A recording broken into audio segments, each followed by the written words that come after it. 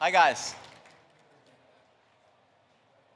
The health of our kids is under attack by too much screen time and too little physical activity in the lives of our children. Everybody knows that it's a huge problem, but nobody has a solution.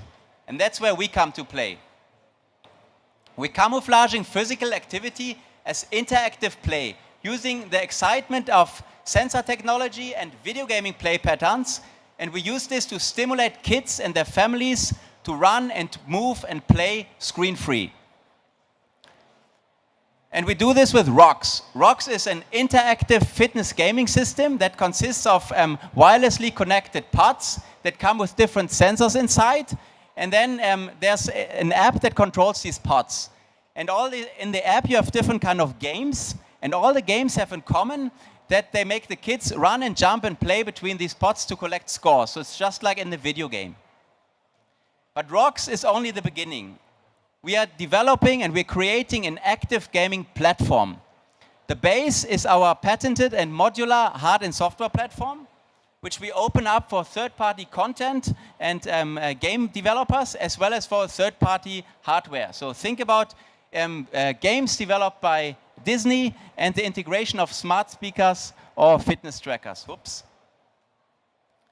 Nice concept, but does it work? Yes, it does. In 2016, we sold out 600 units of a MVP product, and now we just recently finished the development of a new hard and software platform.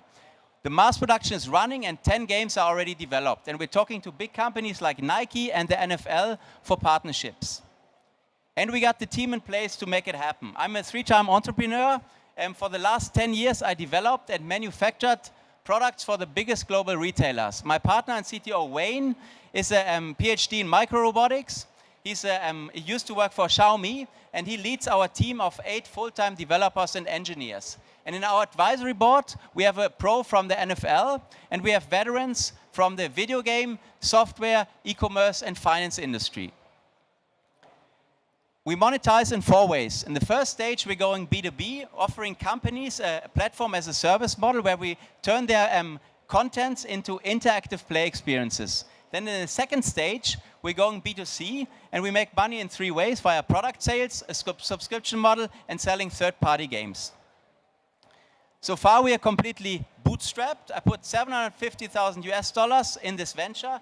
Actually, all my life savings, that's why I look so poor, into this venture. Now we're raising $1 million in return for 20% of the company. Guys, you will hear a lot about disruption here on this conference, but what is more important than disrupting the unhealthy lifestyles of a whole generation of kids? Thank you very much.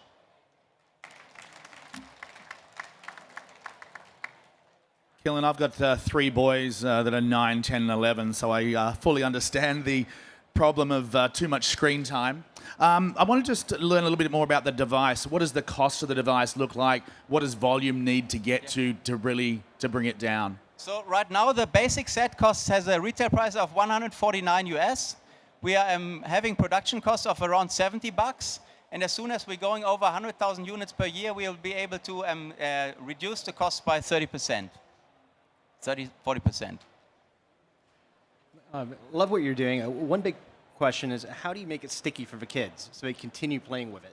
This is based on the content. I mean, this is also one of our what we see as our biggest challenge, and same as for the PlayStation. The PlayStation itself is not cool. It's all about the content, and that's why we're actually opening up for third-party game developers, so that we can basically also not only use our internal know-how how to create games, but also use the knowledge of entertainment companies like, for example, Disney, to really create this stickiness. And these companies are all very interested in finding the solution which actually is threatening their target group, which is kids and families.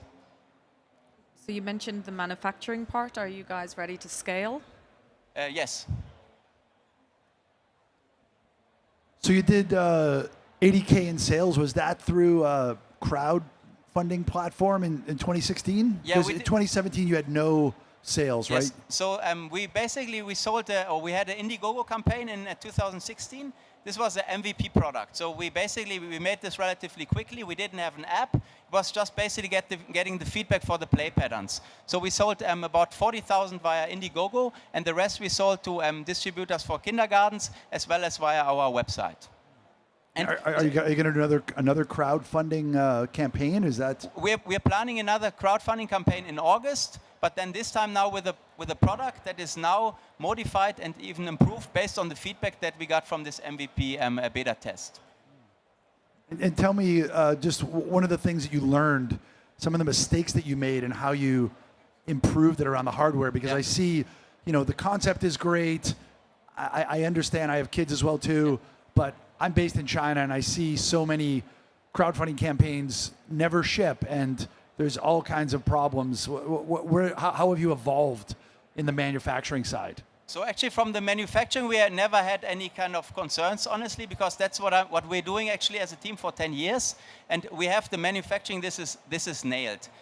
What we learned from the old campaign from the old product to the new product is people wanted to have an app. The first one wasn't controlled by an app. We had a separate controller because I was convinced I don't want to go too far away from my concept. I want to get rid of the screen. But then the consumers, 600 people told us, not 600, but quite a few of these, we want to have an app because this is really the stuff that excites the families and that excites the kids. And that's basically why we redeveloped the hard and the software completely in order to have now a system that is based on an app. Great, thank you. Cheers. Thank you very much. Cheers. Thank you, thank you. Big round of applause, please. Killian from Get Kids Moving.